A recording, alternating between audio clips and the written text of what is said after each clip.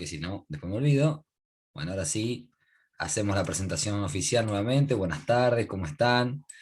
Bueno, recién estábamos escuchando una canción mientras esperábamos que se llamaba Equidad, y ya le digo quién la canta, para el que no la escuchó, para que después la busque, tranqui en su casa si la quiere escuchar, no hay problema. La canta creo que Connie Isla se llama, sí. Se escribe Connie Isla y se llama Equidad. ¿Eh? Bueno, ese video tenía que ver con una cuestión de la lucha vegana, digamos, y demás, pero no es el motivo de lo que vamos a hablar hoy, obviamente, pero sí la misma palabra. ¿Por qué puse ese video? Porque estaba subtitulado. En cambio, el video oficial no está subtitulado. Yo quería que lean, que puedan ver rápidamente la letra. ¿Eh?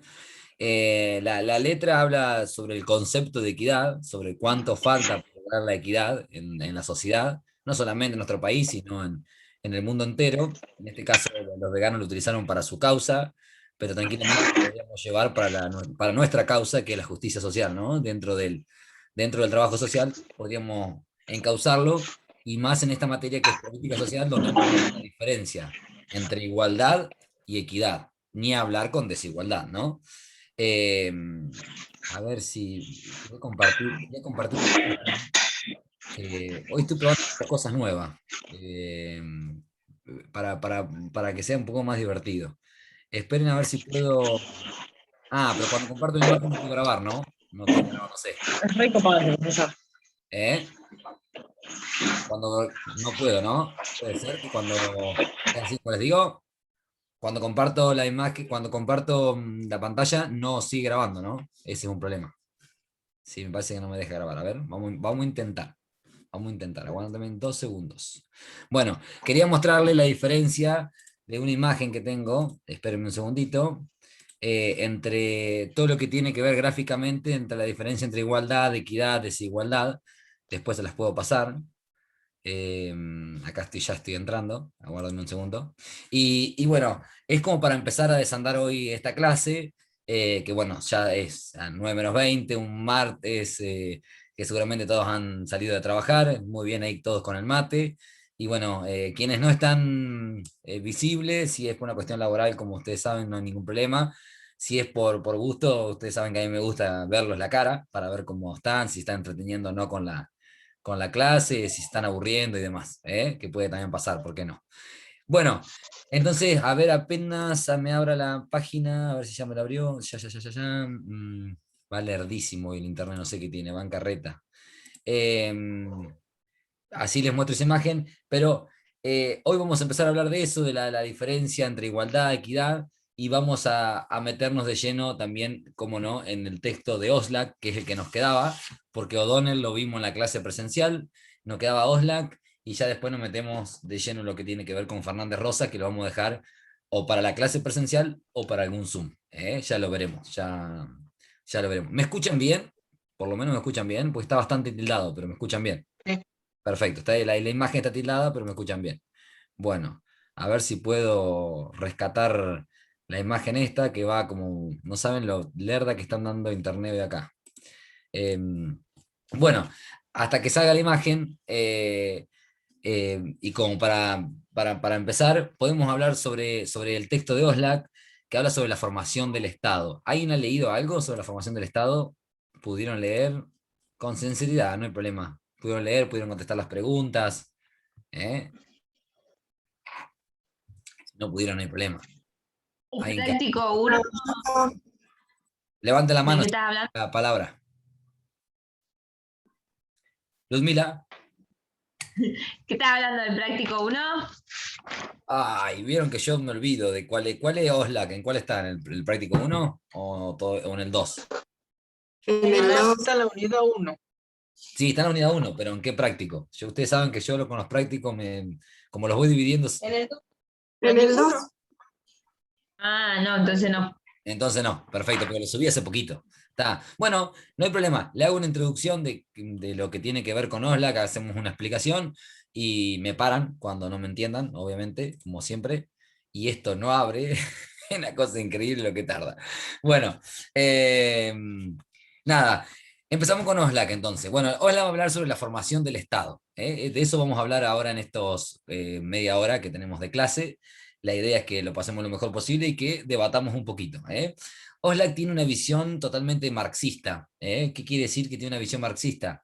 Pone el acento en esa formación del Estado en lo que tiene que ver con lo estrictamente económico. ¿eh? O sea que podemos decir que Oslak es un marxista. Pone como todo el pie y el hincapié ahí en lo estrictamente en la esfera económica. Él dice que no podemos pensar la construcción de un Estado separado del proceso productivo.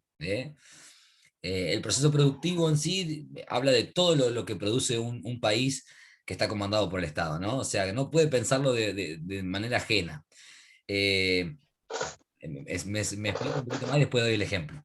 Los aspectos que contribuyen a la conformación del Estado, según Oslak, esto atenti, según Oslak, porque tenemos varios diferentes autores, el que vamos a ver es Oslak, dice que es el desarrollo relativo de las fuerzas productivas, que ahora vamos a explicar, los recursos naturales disponibles, el tipo de relaciones de producción establecidas y la inserción de la sociedad en las relaciones económicas internacionales. Vamos uno por uno. A ver, lo que dice Oslak en definitiva, como para comenzar y para empezar la clase, es que no se puede pensar la conformación de un Estado, precisamente la conformación del Estado argentino, sin pensar en el proceso productivo que acompaña a la conformación de ese Estado, ¿no?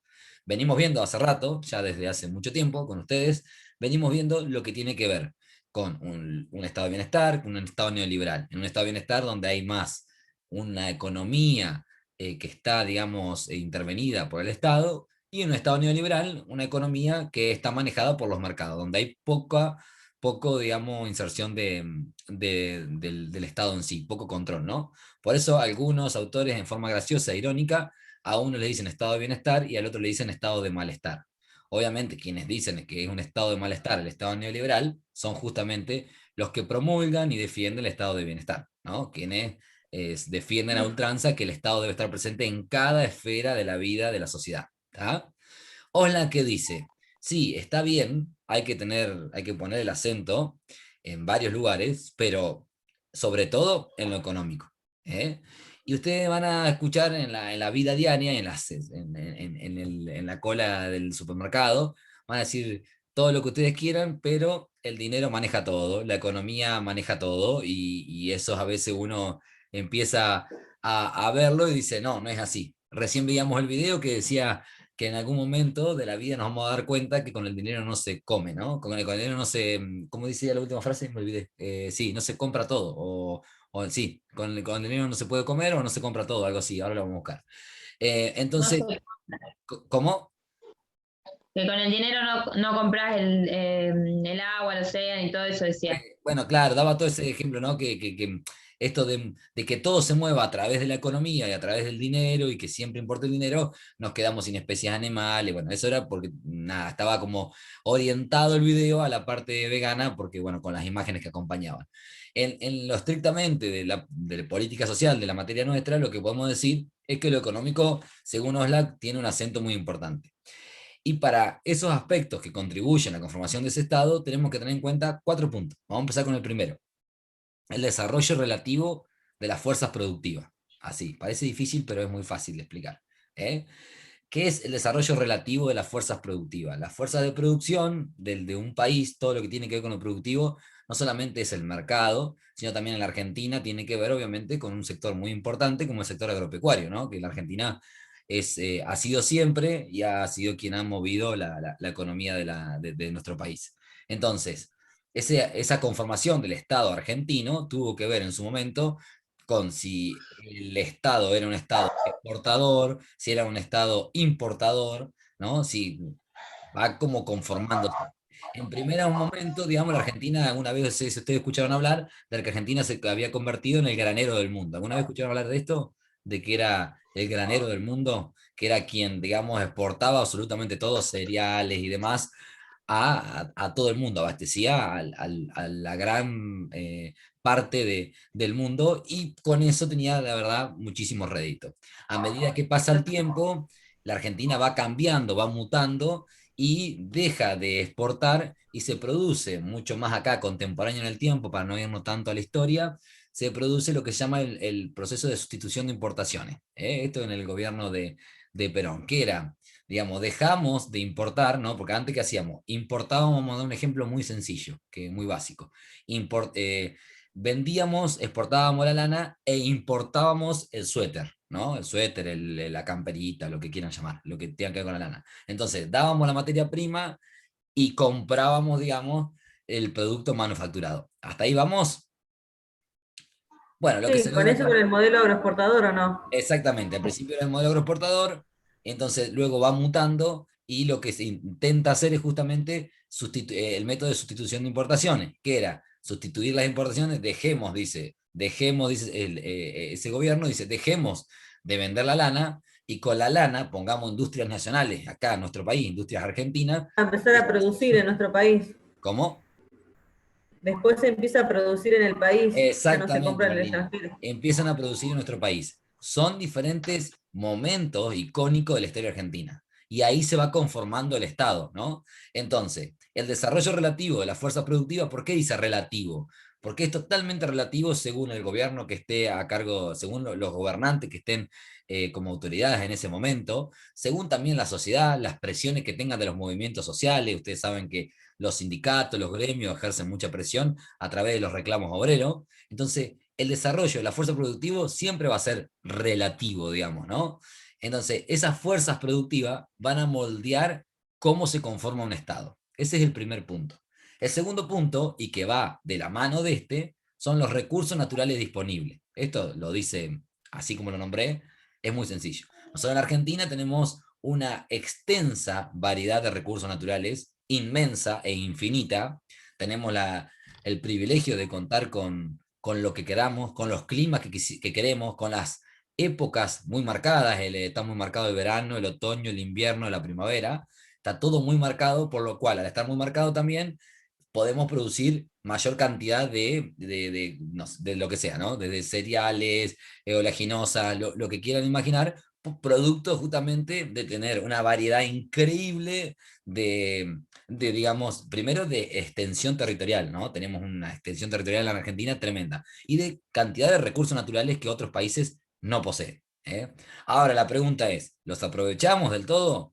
Y más o menos, ¿no? A veces pareciera que nosotros tendríamos que estar en otro nivel, digamos, como país, por todo lo que tenemos, ¿no? Eso creo que lo han escuchado muchas veces hablar.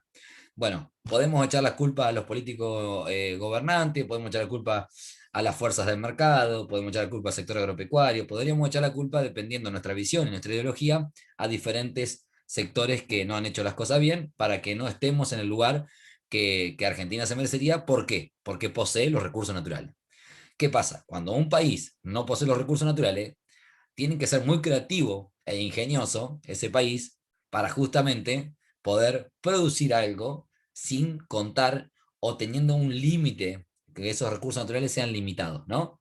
Nosotros tenemos recursos naturales ilimitados y muchas veces no los aprovechamos, ¿está? ¿Vieron cómo moldea la conformación del Estado de los recursos naturales disponibles? Si nosotros no tuviéramos las tierras que tiene la Argentina, nunca podríamos haber sido el país modelo de agroexportador. Nunca. Porque si tenés un clima totalmente de invierno, de sequía, ¿qué vas a exportar si no nace nada? ¿Se entiende? Un ejemplo muy burdo. ¿Estamos? Entonces, son totalmente indispensables saber con qué recursos naturales contamos, y eso va a condicionar la conformación del Estado. Esa es la palabra. ¿Está? ¿Estamos hasta ahí? ¿Voy bien o me trabé mucho? No es fácil explicar Oslac, por eso voy despacio. ¿Estamos? Bueno, cuando lo lean se van a dar cuenta que hay que leerlo detenidamente. ¿Mm? Otra cosa, tercer punto. Hay que tener en cuenta el tipo de relaciones de producción establecidas, dice. El tipo de relaciones de producción establecidas. ¿Cuáles son las relaciones de producción? Lo que estábamos hablando recién. Si nos convertimos, si elegimos convertirnos en un modelo agroexportador o elegimos convertirnos en un modelo exportador de productos manufacturados. Depende lo que elijamos hacer como Estado, digamos, lo que decidan los gobernantes, vamos a condicionar la conformación de ese Estado, ¿no? Ese Estado va a ser, como siempre venimos hablando, de una visión o de otra visión. lo que venimos ya charlando hace mucho tiempo, si interviene o no interviene en la economía. ¿Tá? Vieron que todo ronda sobre lo mismo, la cuestión social, la parte económica, siempre vamos a ir como en esa, entre comillas, esa grieta que existe, que sí es una grieta que está marcada entre quienes piensan que el Estado tiene que intervenir en absolutamente todo y en aquellos en que los que no tienen que intervenir en absolutamente nada. ¿Está? ¿Hasta ahí vamos? Bien, Sí. entonces el tipo de relaciones de producción establecida tiene que ver justamente con todo lo que venimos hablando antes, con los recursos naturales y con el desarrollo relativo de esas fuerzas productivas. Cuarto y último, la inserción de la sociedad en las relaciones económicas internacionales. Esto parece como, wow, re difícil. Esto es lo más fácil. A ver, la Argentina tiene que ver cómo se configura en el plano internacional. Si se configura, nuevamente decimos lo mismo, como un modelo agroexportador, una persona que provee justamente estos productos de materia, estas materias primas, o por el contrario, dice, no, yo lo que hago es vender productos manufacturados, me quedo con la materia prima y vendo el producto manufacturado. Todo eso tiene que ver, obviamente, con una posición totalmente ideológica que, digamos, va a conformar justamente el estado de la actualidad. En este caso, Oslak lo que hace en el texto es hablar sobre la conformación del Estado argentino desde sus comienzos, digamos, y hace como un recorrido. Eso igual se lo quiero dejar para cuando lo lean, para que tenga sentido lo que van a leer, si no como que les estoy diciendo absolutamente todo, ¿está? Y se van a ir dando cuenta que todo lo que viene diciendo, en todo lo que va diciendo Oslak, le va quedando ahí como preguntas. Todas las preguntas que le vayan quedando me las van a hacer en la clase presencial, obviamente, o si no por el chat o por WhatsApp, como ustedes quieran. Siendo lo que dice Oslak, va a decir, bueno, todo este recorrido que hice, ¿qué tiene que ver con política social? Me hablaste todo de política económica, van a decir ustedes. No, lo que dice Oslak es que las políticas sociales van a estar siempre vinculadas al proceso productivo. Atento con esto, concepto importante de Oslak. Él dice, no podemos pensar que lo económico va por un lado y lo social va por otro, como muchos autores creen. Muchos autores creen que va por un lado y por el otro, ¿no? Va una cosa la economía, otra cosa la social. De hecho, muchas veces van a decir, ¿vos quién sos para hablar de economía si sos trabajador social, ¿no? Entonces, sí es cierto que no tenemos un máster en economía, pero sí es cierto que depende de la política económica, va a condicionar la política social. ¿Tá? Si tenemos una deuda externa de millones y millones de pesos, va a ser muy complicado que podamos intervenir y que podamos paliar la situación que hoy está pasando en la mayoría de la población con respecto a la pandemia. Va a ser muy complicado, ¿no? Está condicionado totalmente por lo económico. Por más que lo social quiera, digamos, uno quiera hacer, vamos a llevarlo al plano más cortito para no entrar en la cuestión del país, de Argentina y de los gobiernos y demás. Llevémoslo al plano nuestro. Nosotros como trabajadores sociales queremos implementar una política social, queremos hacer un taller del que se les ocurra. Vamos a meter ahora que está muy vigente el tema de las huertas comunitarias, ¿está? Queremos hacer un taller de huerta comunitaria, pero si no tenemos dinero para comprar las semillas, para comprar los materiales, los insumos y demás, ese taller va a estar totalmente condicionado, que, que tiene un fin social, un objetivo social comunitario, va a estar condicionado por la parte económica que el municipio no me está brindando ese dinero para poder promover las huertas comunitarias. ¿Se entiende? ¿Estamos hasta ahí? ¿Eh? Esto es lo que dice Oslak. Oslak dice, no, pará, las políticas sociales no me la pensé en diferentes lugares. No, están vinculadas totalmente al proceso productivo. Él dice, hay que pensar al Estado como inmerso en un sistema más amplio. A ver, él dice, básicamente, haciendo un reconto de la historia, Argentina no es lo mismo que haya sido colonizado o que no haya sido colonizado, ¿no? Que haya sido una colonia portuguesa o una colonia española, como lo fue. No es lo mismo. Tiene diferentes connotaciones. Todo esto hace que el Estado y la sociedad sea lo que hoy es en la actualidad. Nosotros fuimos una colonia española, obviamente nos independizamos y demás, y tuvimos, en esa conformación del Estado, hemos tenido, digamos, todo, perdón, ahí me salió un cartel, todo lo que pasó con esa conformación del Estado, digamos, nos lleva a lo que hoy somos, ¿no? Por eso es importante conocer justamente la historia y lo que nos ha pasado a través de la historia. ¿Estamos? Él se sitúa solamente a la conformación del Estado argentino, pero podríamos hacer un reconto de todo lo que pasó como Estado en estos últimos años, en la historia contemporánea, por así decirlo. ¿Hasta ahí estamos? ¿Sí? Sí, ¿Alguna duda que me quieran hacer por ahora o sigo un poquito más? ¿Sigo un poquito más? sí. Sigo un chiquitín más. Él dice que el Estado, escuchen esto, es una relación social por un lado y es un aparato institucional por otro. Como que diferencia las dos cosas. A ver, es las dos cosas, ¿eh? Él dice que el Estado es una relación social. Primero empecemos con el Estado como relación social. ¿Qué quiere decir esto? Digamos, el Estado implica dominación y dice que la relación social, dice, depende del Estado del que estemos hablando, hay, digamos, diversos factores que tener en cuenta. Como decíamos recién, el proceso productivo, lo ideológico, las creencias sociales, los valores. O sea, el Estado no puede desconocer que es una relación social. Esas relaciones que tenemos como sociedad, o sea, costumbres, creencias, normas, leyes, el proceso productivo, como dice Osla, que lo pone en primer lugar, la parte ideológica, todo eso va a tener que ver con la conformación de un Estado, ¿no? Creo que lo he dicho varias veces, el mate, no es casualidad que estemos todos, o la mayoría estemos preparando el mate para escuchar una clase, ¿no? Eso tiene que ver con lo cultural, con un sentido de pertenencia, y eso es también un Estado, la relación social, las creencias, lo ideológico, y no se olviden, para Oslak lo más importante es lo económico, por lo cual lo más importante es el proceso productivo. ¿Está? ¿Estamos hasta ahí? Eso como Estado, como relación social, ¿no? Ahora, él ahí lo piensa el Estado como adentro, ¿no? Como si bien dominando a la sociedad, pero dentro. Pero también lo piensa lo piensa dentro de la sociedad, perdón, dije mal, lo piensa dentro de la sociedad, pero también dice que el Estado puede ser tranquilamente un aparato institucional, que está por encima, ¿no? A ver, dice, la dominación que tiene el Estado, digamos, se materializa, se ve, se visualiza, ahí está la palabra, se visualiza, a través del aparato institucional, ¿no? La dominación que hace el Estado se visualiza a través del aparato institucional. ¿Qué es esto? El aparato institucional no es nada más y nada menos que el conjunto de normas, leyes, ministerios, la cantidad de ministerios que tenemos hoy en el país, que dan lugar a que esa dominación se materialice de una determinada manera. Ejemplo, no es lo mismo que tengamos un Ministerio de Salud que no lo tengamos, volviendo a la pandemia, ¿no? Que el Ministerio de Salud exista o que sea una secretaría. No es lo mismo. ¿Está? Porque el rango de ministerio no es solamente un nombre, sino que dentro del rango de ese ministerio, digamos, hay un presupuesto.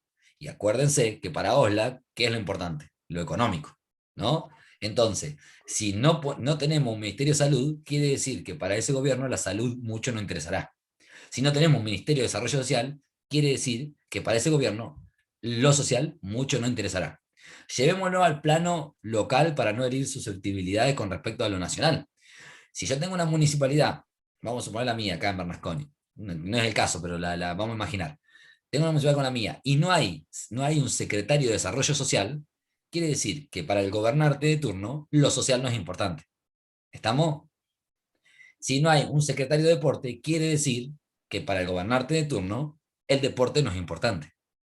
¿Tá? O a veces, ¿qué pasa? Te dicen, no, hay una Secretaría de Desarrollo Social, pero deporte está dentro de desarrollo social, que eso sería lo mejor para nosotros. Pero a veces al revés. Hay una Secretaría de Deportes y adentro de la Secretaría de Deporte hay un trabajador social. Bueno, ya lo van a ver. Hay tantas cosas con las cuales están en desacuerdo. Eh, Eso es el aparato institucional del Estado. No solamente a nivel nacional, ojo, también pasa a nivel provincial y también pasa a nivel municipal local. Ejemplo claro, todo lo que tiene que ver con la Secretaría de la Mujer, que hoy ha pasado. La Secretaría ha adquirido, antes era un área de la mujer, hoy se convirtió en Secretaría, y es Secretaría de la Mujer, Género y Diversidad. Antes era solamente Secretaría de la Mujer. Estoy hablando de la provincia de La Pampa. ¿Está? Eso es darle rango ministerial o rango de secretaría, en este caso, es darle mayor presupuesto. Si yo digo mayor presupuesto, es darle importancia para que pueda desarrollar actividades. Ustedes van a decir, ahora, ¿qué me interesa el presupuesto? Pero cuando sean trabajadores sociales, cuando sean colegas, van a ver que se van a cansar de escuchar la palabra presupuesto. Porque siempre cuando vayan a promover una actividad, alguien que esté al otro lado del escritorio le va a decir, el tema que no cuento con presupuesto. O cuento con presupuesto limitado. ¿Tá? Y ahí es donde uno empieza a jugar con la creatividad, a negociar, a decirle, bueno, pero habría que hacerlo, porque estos son, este son los beneficios. Tenés que empezar a vender tu proyecto. ¿Está? ¿Se entiende hasta ahí? ¿Vamos bien? Entonces, recuerden que Oslak dice que el Estado son dos cosas a la vez. Por un lado es una relación social, pero también es un aparato institucional. Está adentro y está afuera. ¿Está? ¿Se entiende? ¿Vamos hasta ahí con el juego de manito? ¿Estamos o no? Así, háganme. ¿Bien? Bien. Bueno, estoy tratando de hacer lo más claro posible porque OSLAC no es fácil. Bueno, un poquito más de teoría y ya estamos. Un poquitito nomás, porque después lo otro se lo deja para que lo lean ustedes. Hay un concepto que habla OSLAC que es de OSLAC, que es el de estaticidad. Ya lo van a ver en el texto. Estaticidad. ¿Qué quiere decir esto? Es la adquisición por parte del Estado de una serie de propiedades. La vamos a nombrar una por una. O sea, el Estado adquiere una serie de propiedades. Eso es la estaticidad. 1. La capacidad de externalizar su poder. ¿Qué quiere decir? Parece como re difícil, ¿no? Porque OSLAC habla así, muy complicado. La capacidad de externalizar su poder es que ese Estado se convierta en una unidad soberana, digamos. Es el reconocimiento por parte de otro Estado. Ustedes bien saben que Argentina, por ejemplo, está luchando por la soberanía ¿de qué? Hace años. De las Malvinas. Muy bien, de las Malvinas. Argentina, clama viento y ruge el mar. Bien, de las Malvinas, Argentina. Entonces, eso lo que se está tratando, digamos, es justamente de que las Islas Malvinas se reclama la soberanía y digamos, que sea reconocido como territorio argentino, y no como hoy en día son conocidas como las Falkland, que son, digamos, de Gran Bretaña. ¿Está? Entonces, otro ejemplo, yéndonos al plano internacional. Cataluña quiere separarse de España, quiere ser reconocido Cataluña como un Estado soberano, ¿no? Entonces, eso es la capacidad de externalizar su poder. O sea, Argentina es Argentina porque Brasil lo reconoce como Argentina, porque Hungría lo reconoce como Argentina, porque Nueva Zelanda lo reconoce como Argentina y porque Estados Unidos lo reconoce como Argentina. ¿Está? Puede externalizar su poder y convertirse en una unidad soberana. ¿Estamos hasta ahí? Eso le da una propiedad al Estado, o sea, es una de las propiedades, puede externalizar el poder. 2. La capacidad de institucionalizar su autoridad. Y acá dice, a ver, vamos a ver, yo les digo así, ¿qué se le viene a la mente? Capacidad de institucionalizar su autoridad. ¿Qué es lo primero que se llama a la mente en Argentina, por ejemplo? Que no es malo, no quiere decir que sea malo. ¿Cómo hace un Estado para institucionalizar la autoridad? ¿Cómo hace? Y la policía, la policía, la... Excelente. La policía, las Fuerzas Armadas. Todo lo que tiene que ver con la seguridad. Los gobiernos, Sí. gobernantes. Los gobernantes no, porque en realidad acá lo que se refiere es a una estructura de poder, dice OSLAC, que garantiza el monopolio sobre los medios de coerción. Digamos, se refiere específicamente... Los legisladores, capaz que tiene que ver. ¿Cómo, Pamé? Con los, capaz que te referís a los legisladores. En realidad, eso como sistema, como aparato institucional está bien. Pero en esta propiedad lo que dice es que el Estado tiene la capacidad de institucionalizar su autoridad. Y a través de la autoridad se institucionaliza a través de los medios, como un medio coercitivo, a través de la policía, que es quien, digamos, tiene la autoridad, o sea, quien es un representante del Estado, digamos, haciendo cumplir la autoridad de las normas, leyes, bla, bla, ¿no? A su vez también, obviamente, el ministerio, todo lo que tiene que ver con el Poder Judicial, ni hablar. El Poder Ejecutivo y el Poder Legislativo está en otro rango del Estado. Es también parte del Estado, pero el Poder Ejecutivo es quien ejecuta justamente las leyes, las leyes y las ordenanzas en caso de los pueblos, del Poder Legislativo, quien es quien legisla dichas leyes y dichas ordenanzas según el lugar. Corto, se me termina, cortamos acá, sigo con la tercera propiedad. Rápido, conéctense. Son 5 minutos más y terminamos. No los voy a aburrir más. Ya salgo.